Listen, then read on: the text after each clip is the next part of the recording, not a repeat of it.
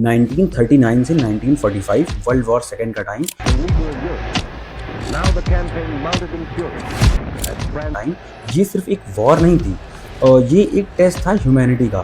लोगों ने सेक्रीफाइस किया, फैमिलीज टूटी कई सारी, लेकिन यूनिटी बनी रही। वॉर के बाद जब अमेरिका रिबिल्ड हो रहा था, तो वही लोग सिस्टम बना रहे थे, फाइटर्स जो भी थे पुराने लोग, इसीलिए उनके वैल्यूज स्ट्रॉन्ग थे। Loyalty, patience, long term thinking, ये सारे उनके माइंडसेट एकदम क्लियर थे। फिर आई एक नई जनरेशन, बेबी बूमर्स। ये लोग सेफ और कंफर्टेबल एनवायरनमेंट में पैदा हुए, लेकिन जब ये यंग थे, इन्होंने सिस्टम को चैलेंज किया। सिविल राइट मूवमेंट, ठीक है, वुमेन एम्पावरमेंट, सोशल रिफॉर्म्स के मुद्दे, कई सारे मुद्दे इन्होंने उठाए। ये लोग सिस्टम को बेटर बना रहे थे, ठीक है, लेकिन प्रॉब्लम तब स्टार्ट होती है जब सारी पावर उनको मिल गई।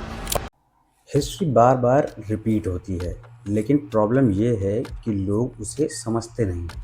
जब भी किसी सोसाइटी में ग्रोथ बहुत फास्ट होती है, तो एक टाइम के बाद कोलैप्स ऑलमोस्ट गारंटीड होता है।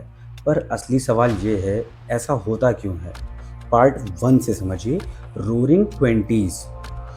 अगर हम थोड़ा पीछे देखें, 1920s में अमेरिका एक बूम फेज में था। स्टॉक मार्केट हाई, जॉब्स एकदम बेस्ट, कॉन्फिडेंस ऊपर, एकदम बेस्ट चल रहा था। लोगों को लग रहा था कि ग्रोथ कभी रुकेगी ही नहीं, लेकिन ये ग्रोथ रियल थी ही नहीं, ये एक इल्यूजन था। 1929 में जब मार्केट क्रैश आया, तो सिर्फ इकोनॉमी नहीं टूटी, लोगों का ट्रस्ट भी टूट गया। सिस्टम से सब ट्रस्ट खत्म। लेकिन कहानी यहीं ख़त्म नहीं होती है, यहीं से एक नई स्टोरी स्टार्ट होती है। जब इंसान स्ट्रगल करता है, तब वो स्ट्रॉन्ग बनता है। पार्ट 2 में देखिए, world war and strong values. 1939 से 1945 वर्ल्ड वॉर सेकेंड का टाइम, ये सिर्फ एक वॉर नहीं थी, और ये एक टेस्ट था ह्यूमैनिटी का। लोगों ने सेक्रीफाइस किया, फैमिलीज टूटी कई सारी, लेकिन यूनिटी बनी रही फाइटर्स की। उस जनरेशन ने एक चीज़ सीखी थी, इंडिविजुअल से पहले सिस्टम आता है, देश का कानून या देश का संविधान जो भी है। वॉर के बाद जब अमेरिका रिबिल्ड हो रहा था, तो वही लोग सिस्टम बना रहे थे, फाइटर्स जो भी थे पुराने लोग, इसीलिए उनके वैल्यूज स्ट्रॉन्ग थे। Loyalty, patience, long term thinking, ये सारे उनके माइंडसेट एकदम क्लियर थे।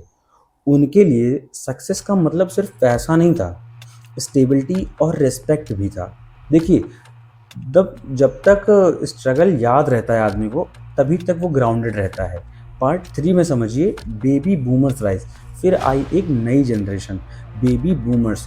ये लोग सेफ और कंफर्टेबल एनवायरनमेंट में पैदा हुए और बड़े हुए। उन्होंने वॉर कभी देखी ही नहीं, उन्होंने डर कभी फील किया ही नहीं, जैसा हिटलर के टाइम पे होता था। लेकिन जब ये यंग थे, इन्होंने सिस्टम को चैलेंज किया। सिविल राइट मूवमेंट, ठीक है, वुमेन एम्पावरमेंट, सोशल रिफॉर्म्स के मुद्दे, कई सारे मुद्दे इन्होंने उठाए। ये लोग सिस्टम को बेटर बना रहे थे, ठीक है, लेकिन प्रॉब्लम तब स्टार्ट होती है जब पावर मिलती है, जब सारी पावर उनको मिल गई। पार्ट 4 में समझिए, वी टू मी से, वी टू मी की तरफ। जैसे जैसे बूमर्स पावरफुल बने, सब उनके कंट्रोल में आ गया, और धीरे धीरे माइंडसेट चेंज होने लगा उनका। पहले था कि हम सब साथ जीतेंगे, बोला जाता था ऐसा, है ना। अब क्या हो गया है कि अब मुझे जीतना है बोला जाता है। यहीं से शिफ्ट स्टार्ट हुआ, वी से मी का, हम से मैं का। सबसे डेंजरस चेंज क्या था आप समझिए उस टाइम का? Long term thinking, short term profit. इन दोनों टॉपिक पॉइंट को समझिए। पहले कंपनीज फ्यूचर के लिए डिसीजन लेती थी, ठीक है, कि भविष्य तक हमारा प्रोग्राम चलता रहे। अब सिर्फ नेक्स्ट क्वार्टर या नेक्स्ट 1-2 महीने, 6 महीने का सिर्फ प्लान बनाया था कि कितना प्रॉफिट होगा हमारा, ठीक है। जब डिसीजन शॉर्ट टर्म हो जाते हैं, तो लॉन्ग टर्म डैमेज फिक्स हो ही नहीं पाता है। तो पार्ट 5 में देखिए, 1980s कॉर्पोरेट चेंज। 1980s में एक नया एरा स्टार्ट हुआ, एक्सेस और कंपटीशन का, टेक्नोलॉजी बूम, पर्सनल कंप्यूटर्स आए उस समय, इंडिविजुअल सक्सेस का राइज हो रहा था, ठीक है। अब लोग सिस्टम के लिए नहीं, अपने लिए काम कर रहे थे, मतलब पर्सनल, अब अपने तरफ शिफ्ट हो गए थे, वी से मी पे आ गए थे। यहीं से एक डेंजरस ट्रेंड स्टार्ट हो गया, डिस्पोजल माइंडसेट। सिर्फ प्रोडक्ट नहीं, अब उसके बाद लोग भी रिप्लेसेबल लगने लगे। मतलब जैसे एक प्रोडक्ट चेंज हो जाता है खराब होने पर, वैसे इंसान भी। तो जब इंसान रिप्लेसेबल फील करता है, तो वो इमोशनली कनेक्ट कभी हो ही नहीं पाता किसी से। तो पार्ट 6 में समझिए इसे, जो है ले ऑफ कल्चर। 1981 का टाइम, एक टर्निंग पॉइंट, हजारों एम्प्लॉयज़ को एक साथ निकाल दिया गया। रीज़न दिया गया था कॉस्ट कटिंग का, सिंपल सा। ये पहली बार था जब कंपनीज ने दिखाया profit is bigger than people. इसके बाद क्या हुआ आप समझिए, लॉयल्टी खत्म, ट्रस्ट बिल्कुल गायब, और जॉब सिक्योरिटी तो मानो जैसे कभी रही ही नहीं, नाम निशान ही नहीं रहा।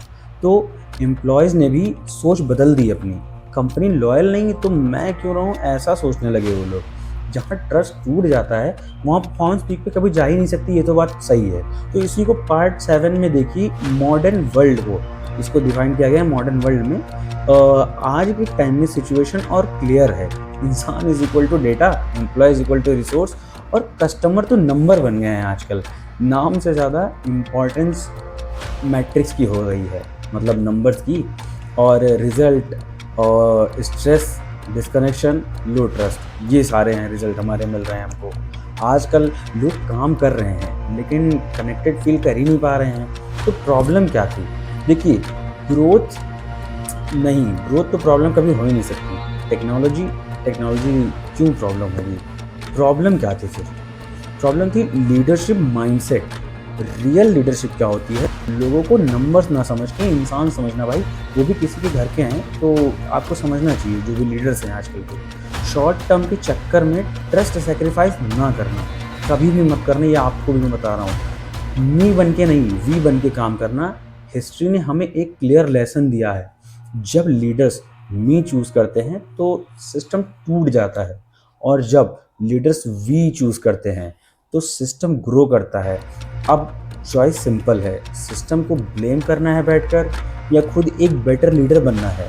ठीक है, तो ये सब आप चीज़ें सोच लीजिए। अब जैसे आजकल ही प्रोटेस्ट के मुद्दे चल रहे हैं और कई सारे लोग चल रहे हैं, लोग बोलते हैं कि हमारे देश के नेता अनपढ़ हैं, ऐसे हैं वैसे हैं, और जो पढ़े लिखे लोग हैं वो कभी पॉलिटिक्स में आना ही नहीं चाहते हैं, और उसके बाद गाली देंगे कि नहीं अच्छा हो रहा है, ये है वो है। तो भाई खुद भी आप अच्छे हो, कई सारे ऐसे लोग हैं जिनको करना चाहिए पॉलिटिक्स लेकिन वो करते नहीं हैं और दूसरों को ब्लेम करते रहते हैं। तो ये थोड़ा सोचने वाली चीज़ है। इसका टॉपिक के बारे में कभी बात बाद में होगी, इससे रिलेटेड लगा तो बोल दिया। ये यूनिट 4 है, आज खत्म हो रही है। इसके बाद बुक में 4 यूनिट और बचे हैं, लीडर्स की लास्ट में। इन चारों को एक ही वीडियो में कवर किया जाएगा, क्योंकि जो मेन थी वो मैंने आपको पढ़ा दी लीडरशिप के बारे में, ठीक है, या मैंने नरेट कर दी, पढ़ा क्या दी। तो आपको अगर अच्छा लगा तो देखिएगा, और सारे अगर इससे पहले वाले वीडियो नहीं देख रहे हैं, आप नहीं देखे हैं तो वो देख लीजिएगा, ठीक है।